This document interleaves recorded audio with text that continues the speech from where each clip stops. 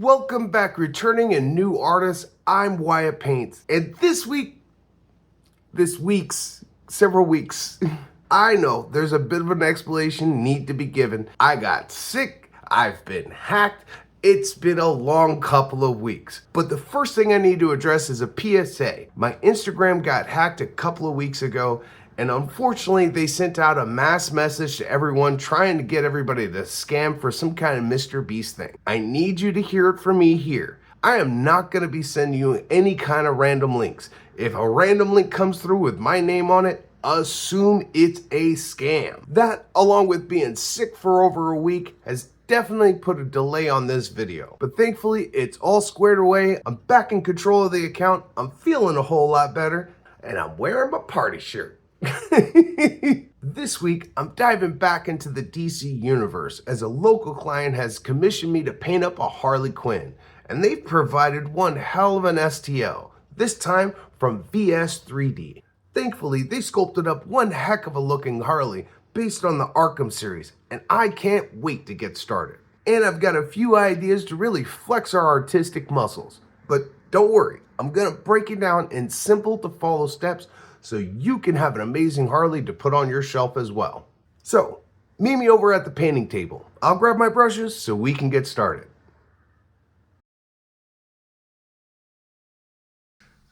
Looking at the base, it's fairly simple with a strong Art Deco influence. I'm getting Batman animated series vibes. It also has a pretty obvious stone texture, so that makes it an easy choice for that. And I think filling in the playing card pips should look pretty good. Then some gilding on the Art Deco reliefs should pull everything together. But where I'm going to start is this top of cracked tiles. I want it to act as the focal point to the base, so having a fancy marble tile here will do just that. Now, there are a lot of different techniques you can use to make marble, and it makes sense, because there's a lot of different types of marble. Most of them involve an airbrush, but I have a way to pull it off without it. The process is pretty simple, but it's gonna take time. Let's start by neutralizing the black with a base of deep gray. While all types of marble exist, including black, I'm aiming for a lighter, creamier shade. So even a small step up like this is gonna make a big difference. 2 thin coats just for security. Now I want to start to model the background with a patchy stippling of ash gray. One of the hardest things to replicate when painting natural surfaces is their intentional randomness, like the cracks on a bark of a tree. While seemingly random, you would instantly know if one was man-made, because it breaks some unwritten rule you instinctually know but can't put into words. Thankfully, there are ways to have the rules work for us. To capture the randomness of nature, we have to embrace chaos. And this piece of cling film will help us by copying a technique I see a lot in spray paint art. This will happen in a few easy steps. First, thin down some Great Hall and cover a single tile in it. Then, place the cling film over it and pinch and squish it as randomly as you can. Then lift it. You should get a fairly random distribution of paint. Treating each of the tiles as separate elements at this step will help with the realism factor, as these tiles should be consistent with each other, but not identical or continuous.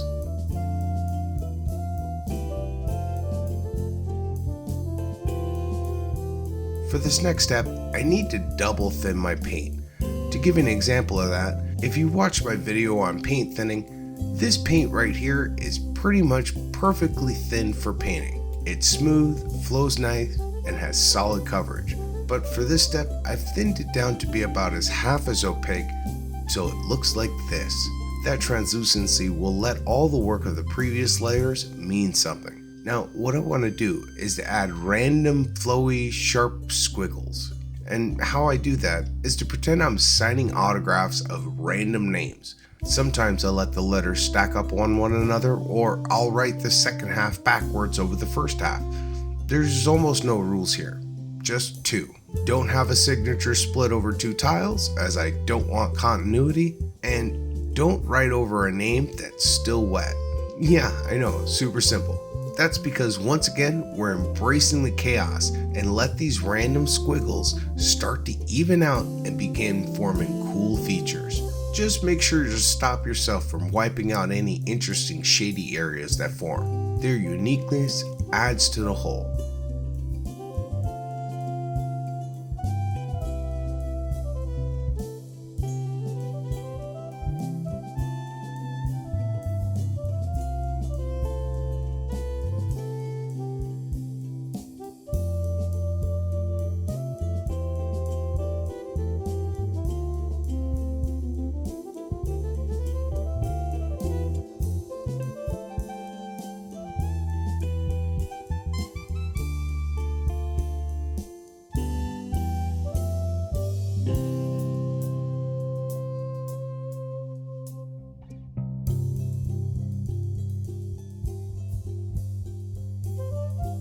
Next, I used some extra thinned down sepia ink to start doing some staining.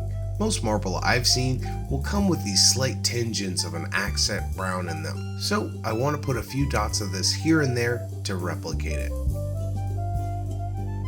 After drying, I noticed I did get a little bit of coffee staining. That's whenever an area dries with a darker ring around the perimeter than the center. This just means I was a little too heavy-handed before I let it dry. It's not really a big deal, as it just needs another round of squiggly autographs to blend it away.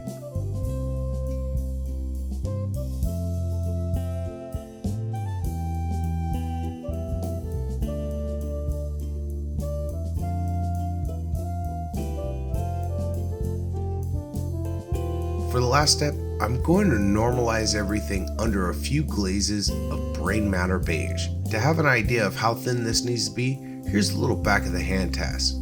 To apply, just load up your brush and tap out the excess water on a towel before applying it to the entire surface. Then with a dry brush, go back and wick away anything that collects in the grout. If you properly thin your paint, it should like it didn't do much at all. So we're going to let it dry and do it 4 more times.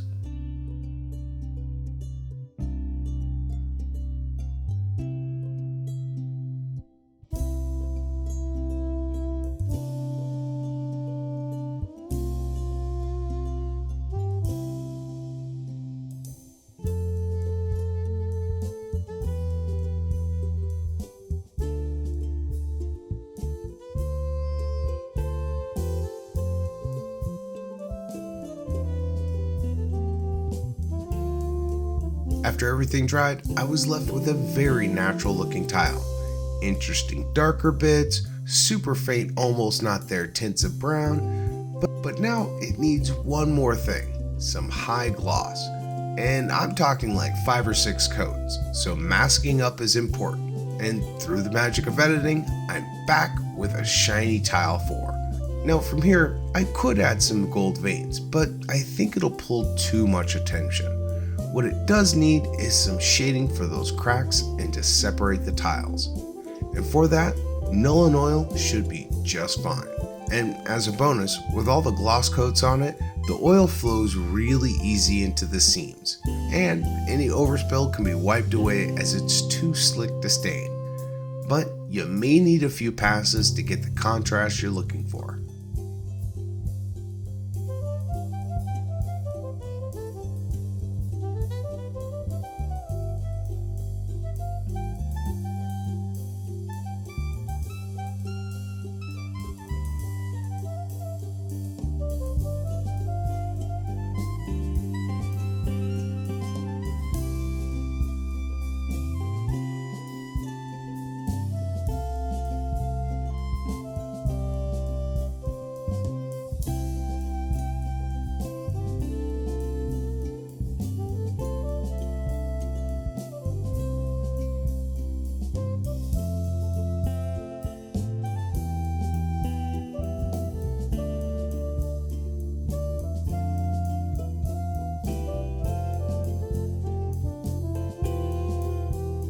Once I got good separation of the tiles, I hit the brakes and moved on to the rest of the stone base. And seeing how much work went into those tiles, I want to try to keep the rest of the base fairly simple. So a solid base of deep gray, followed by a Nuln Oil wash and a light dry brush of deep gray, to knock back the shading.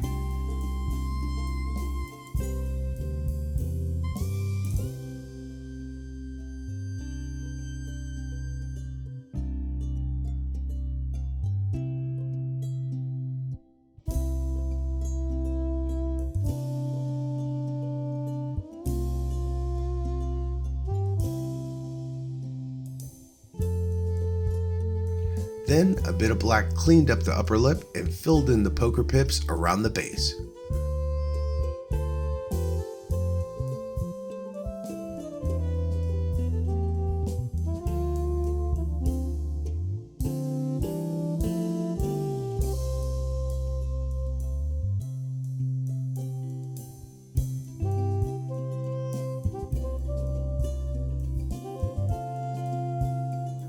Finally, for a few pops of glamour, greedy gold was used on the Art Deco embellishments around the base as it serves to break up all that gray.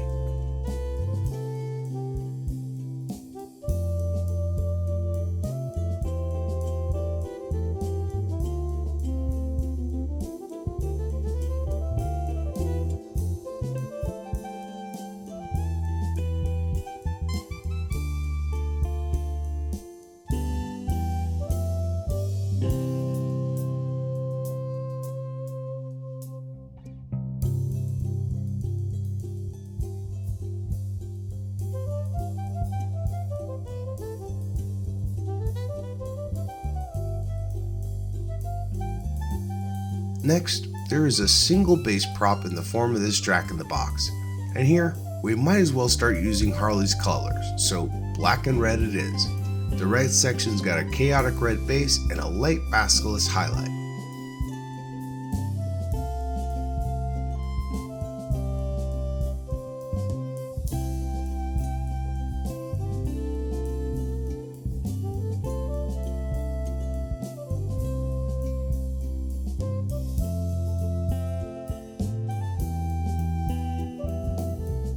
Then the diamonds were blacked out.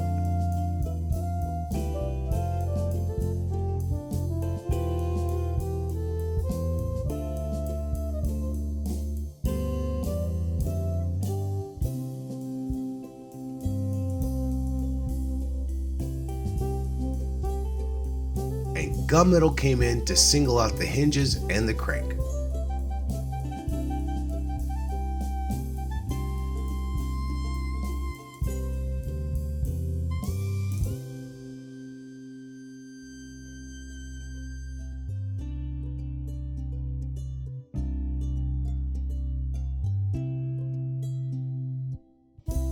With the handle being finished off in black.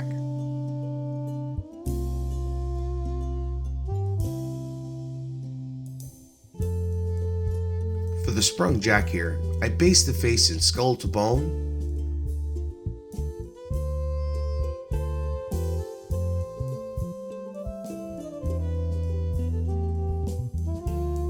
then the hat and the button eye was cut out with basilisk.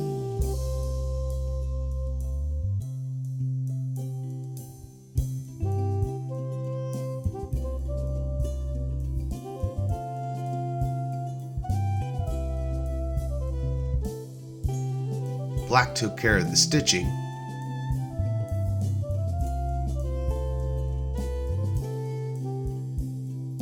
And a rough dry brush of gunmetal got the spring looking like it should.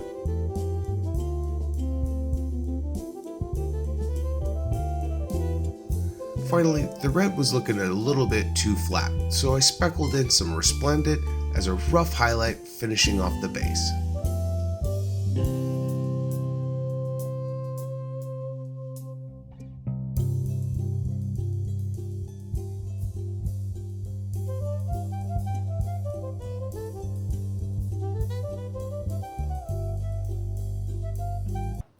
With the base finally done, it's a perfect time to take a second to thank my subscribers over on Patreon. Even when I get sick and slow down production, each one of these champions of crafting digs deep to make sure that their contribution keeps the lights on. For that, I really can't thank you enough, and I sincerely hope my continued thank yous give you some sense of the gratitude I have every month.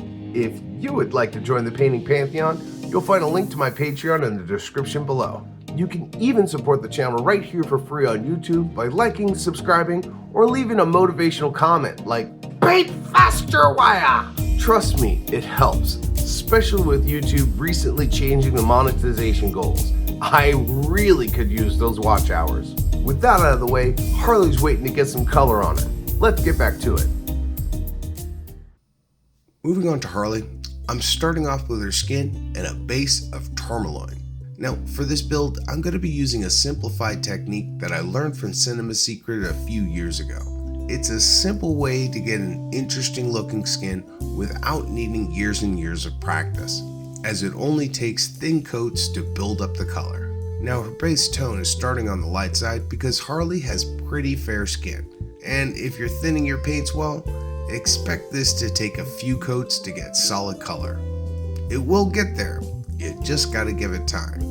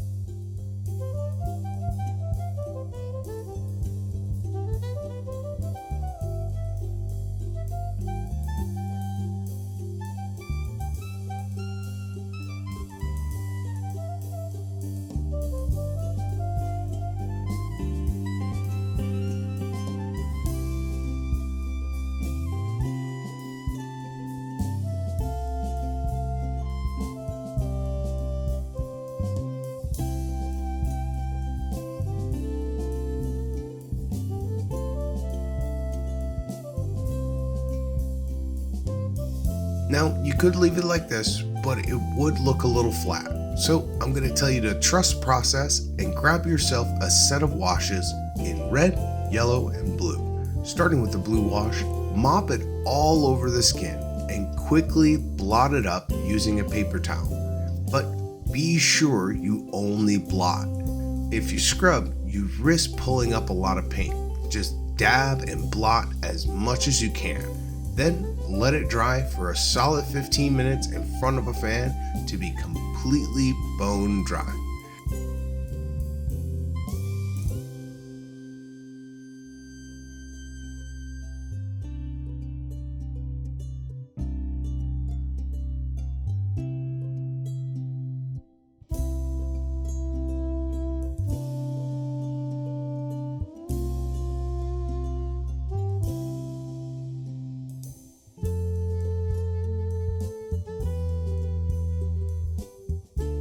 Then move on to red and repeat the process of mopping the surface and blotting it up, then letting it dry.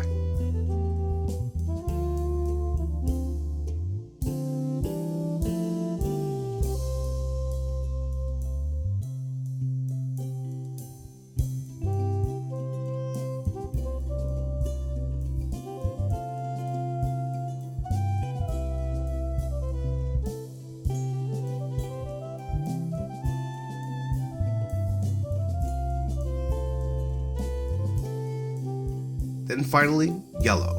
Same process.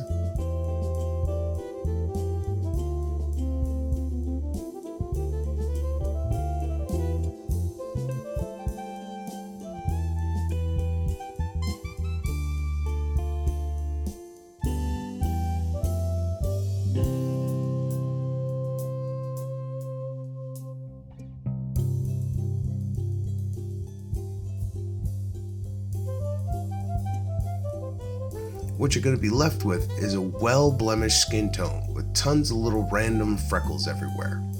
But as I said, Harley has pretty fair skin, so we're going to have to lighten it up. Here, I'm going to be using the same glazing technique that we used on the marble. This time, thinning down some leopard stone skin as a glaze and laying it down as even and smooth as I can. In just a single coat, Harley can have her very pale skin with still some faint blemishes all over.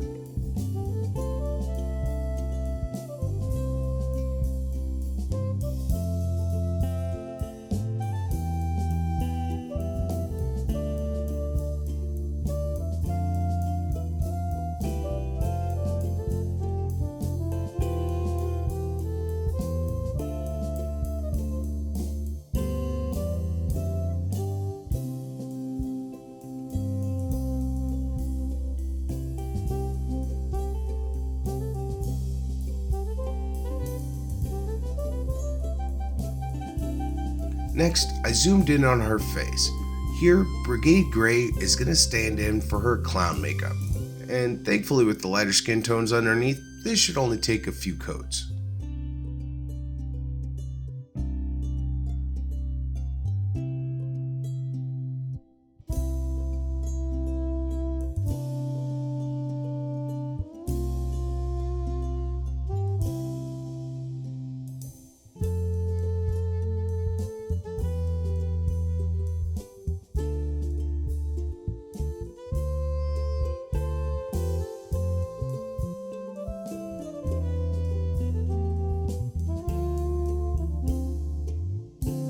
Next, I took a slightly darker gray to take care of the whites of her eyes. While you could just use the company gray, I like using a slightly different color here just so they don't look too same.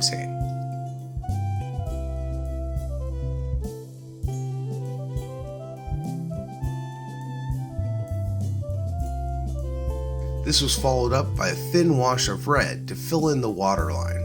After the red wash dries, if you need to, you can always come back with the company to clean up the eyeball.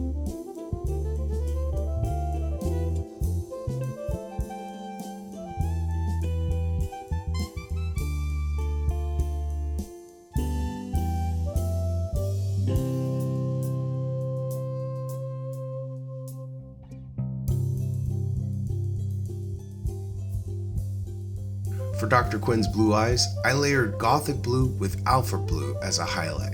As for placement, I went with the top quarter or so covered, looking off to the side for a bit of a coy, playful look.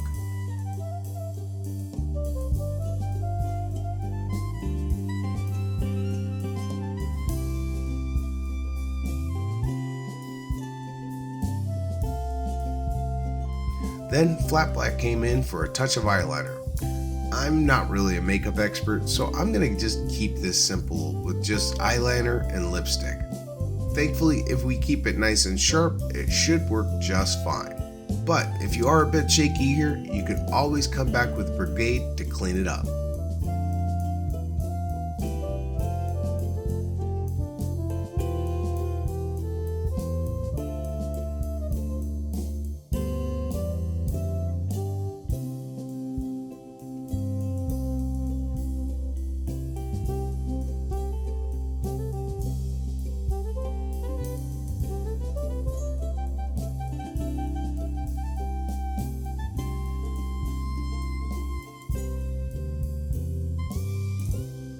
Next, I blocked in her hair with Fiendish Yellow, and yeah, as you can imagine, getting saturated yellow over black was a pain, but I had well-thinned paint and a single-minded resolve. Unfortunately though, my camera died out after the first coat, but all the subsequent ones went pretty much like the first, just with an embarrassing amount of ugly crying.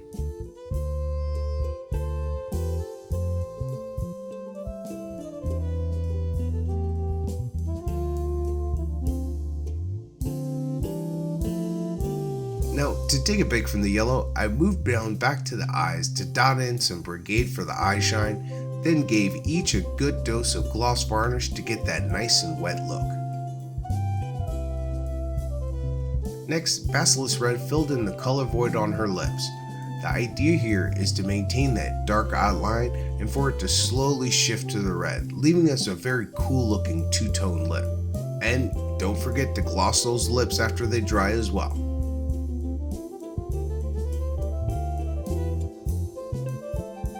Moving back to her hair, time to highlight with demonic yellow.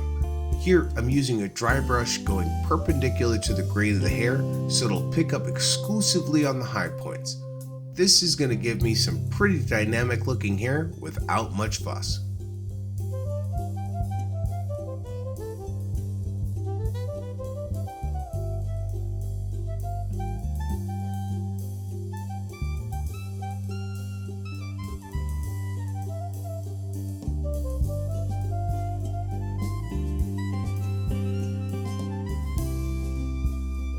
Moving on to our outfit, it should be pretty simple of red and black alternating, so just pick something and go from there. Personally, I want her corset to be red, so working backwards from there gave her red undergarments. Just take it easy going around the edge. Retouching the skin at this point would be a hassle.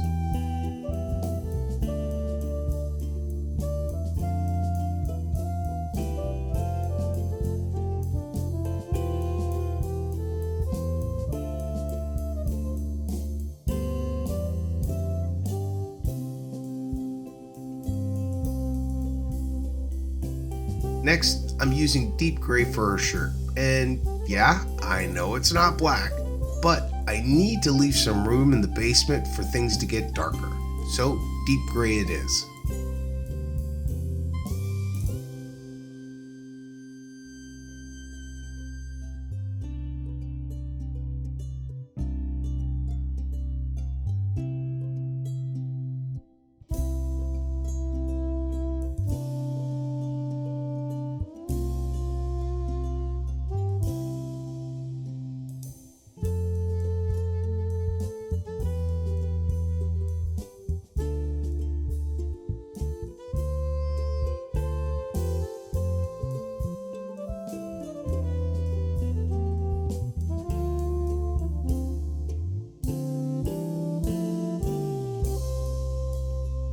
With all of her clothing blocked out, I went ahead and grabbed this black wash from Vallejo.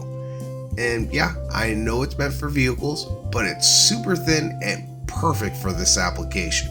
Just make sure you watch for any pooling before you set it down to dry.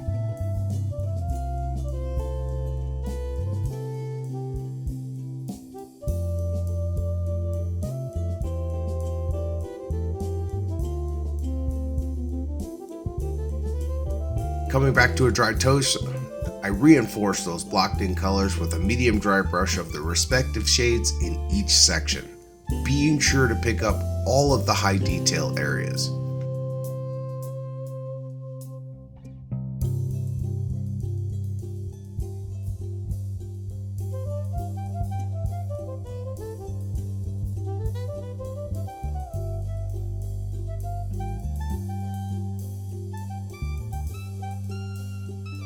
Moving on to the details, all of the straps and buckles got blacked out.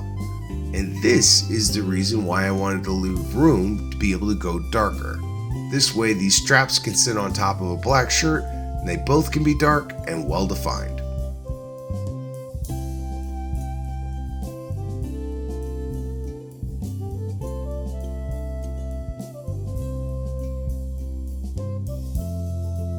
Finally, to pull everything together, gunmetal fills in each buckle and button around the chest. Really take your time and paint clean. This is what's really going to sell the look.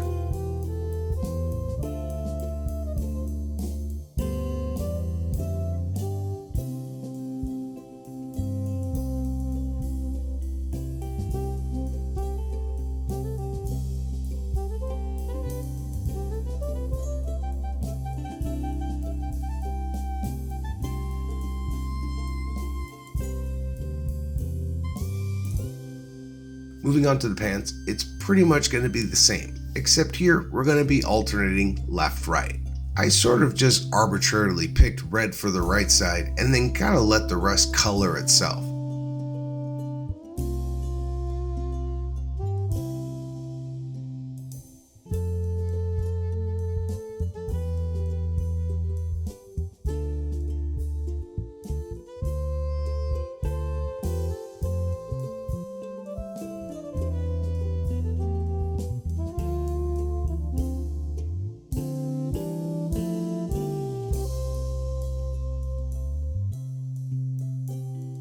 Then on all over black wash and dry brush, just like before.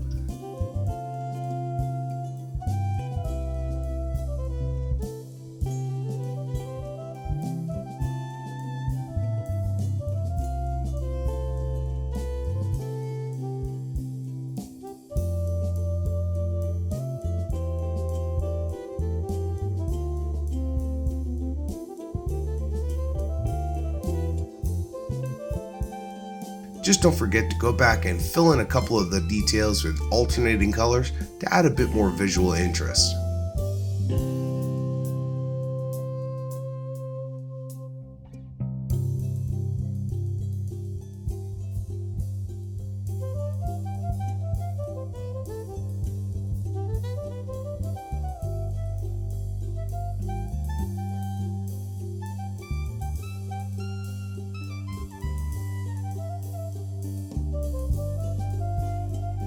Finally, I blacked out the belt and the belt buckle so that gunmetal could be used to catch the trim.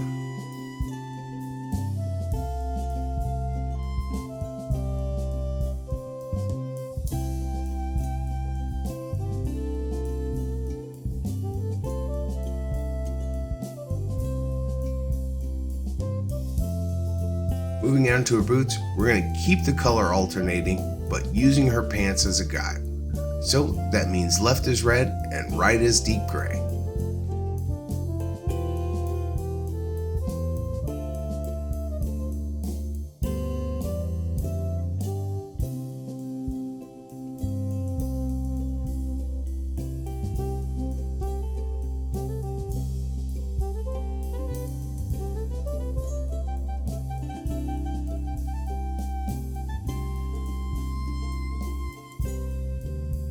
While the boots are drying, let's take care of Harley's dog collar here. Black base, deep gray dry brush,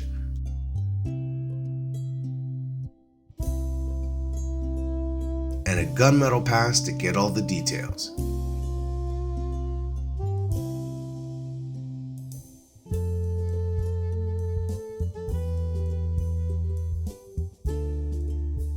Next, I cleaned up those hips and I'm gonna sound like a broken record here. Gray out the pants, black out the belt, gunmetal for the hardware.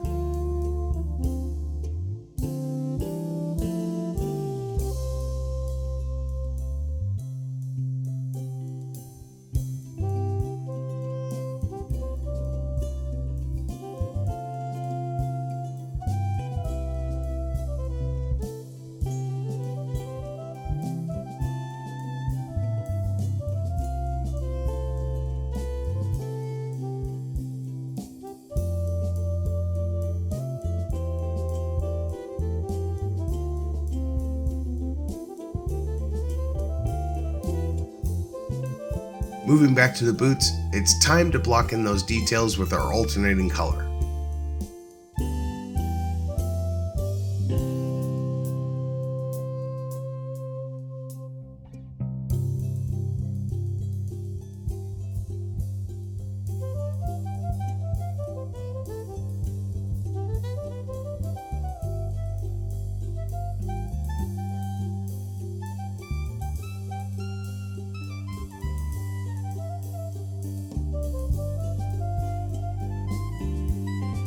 Then a bit of black for the heel and this one detailed panel along the shin.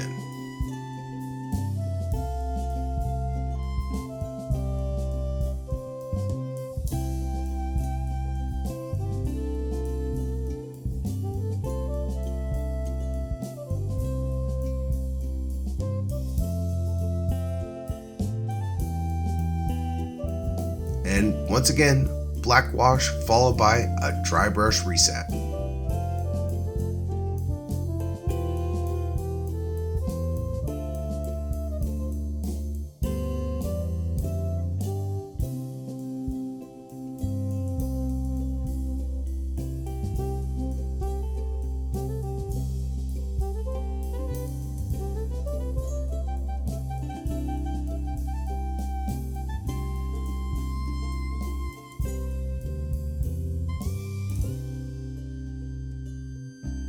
And surprise, surprise, gunmetal's back to finish off all the hardware.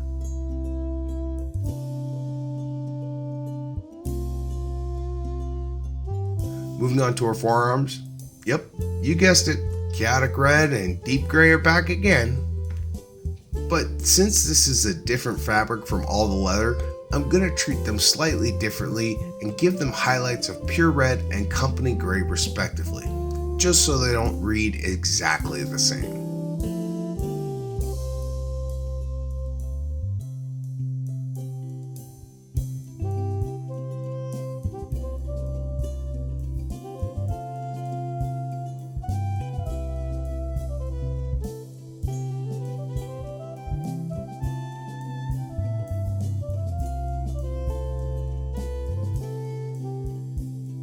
Then a quick blackout of the leather straps and gunmetal for the spikes. Check these off the to-do list.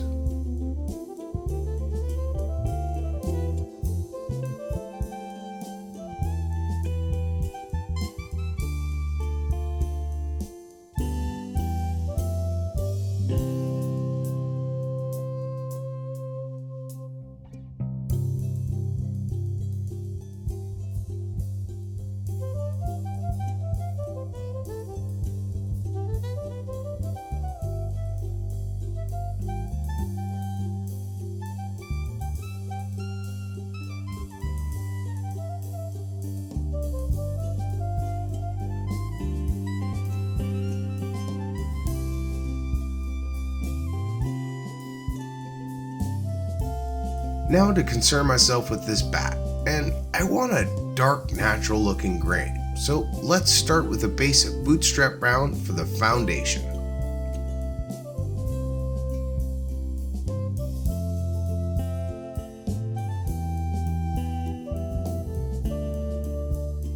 Next, I used a medium dry brush to apply leather brown across the bat and build up a grain. If you keep your stroke angle consistent, you can build up a natural looking grain. And don't forget to stipple on the highlight on the end.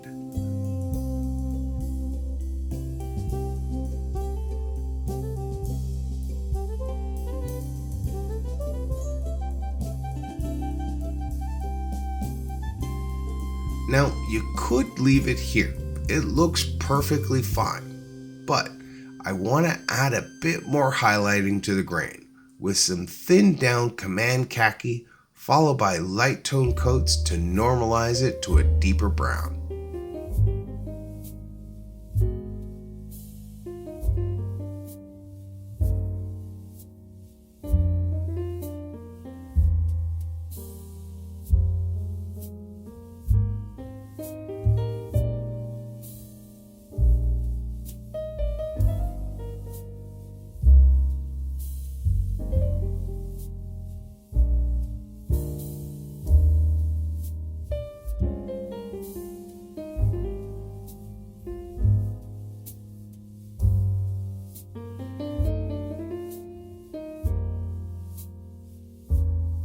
For this detail above the handle, I just blacked out the cuff and then used a bit of painter's tape to create a quick mask. That way I can dry brush on some gunmetal for that dark iron look.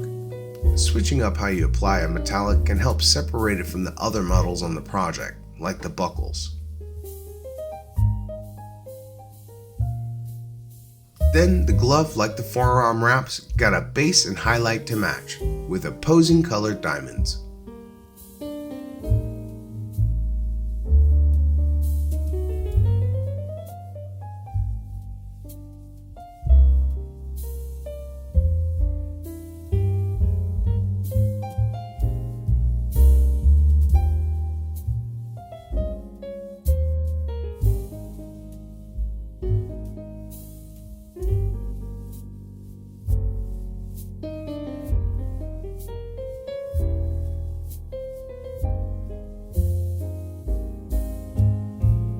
Putting that hand aside, let's get the other one going. Starting with an incredibly light dry brush of gunmetal all over the gun.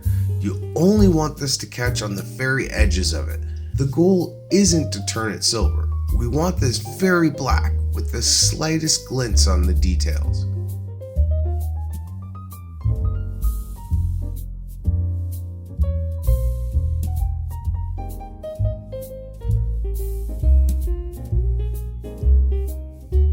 I I followed this up by giving the glove the same base and highlight treatment that we did before.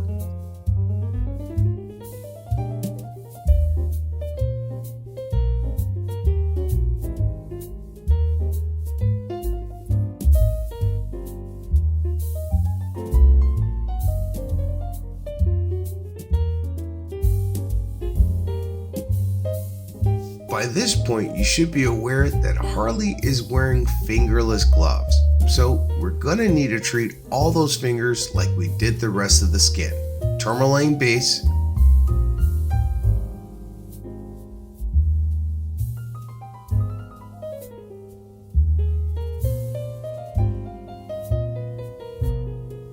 blue wash, red wash, yellow wash, highlight. Finally, I glazed in some Hydro Turquoise and Impish Rogue for her hair tints. Just remember, with the blue, since it's going over yellow, it's gonna look green before it looks blue.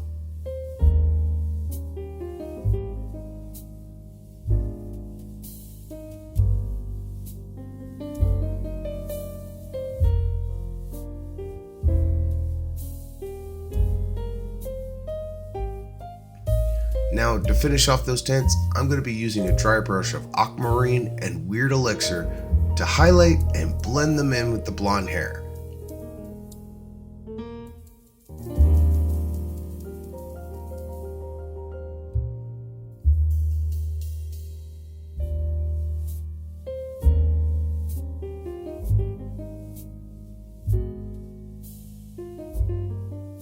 Before you know it, she is done.